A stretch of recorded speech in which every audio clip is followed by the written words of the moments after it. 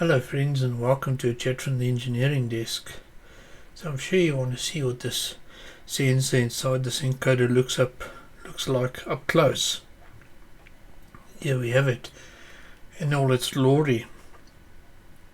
We have got the array of pixels for the line count of the A and B quadrature channels, which produce the incremental position, as well as direction information for the A and B channels out. And that's over there.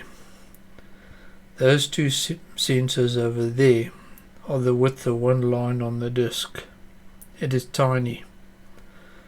Over there is the sensors that register 0 degrees or the marker pulse,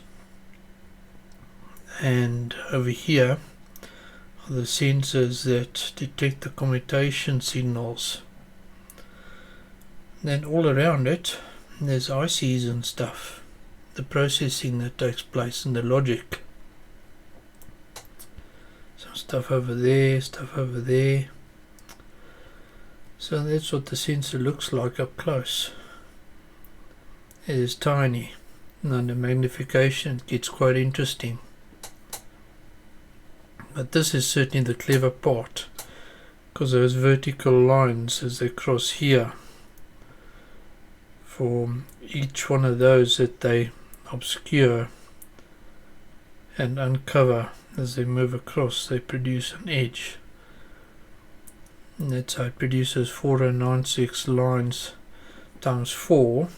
You've got 4 pulses per line, produces them off there, and that's your encoder.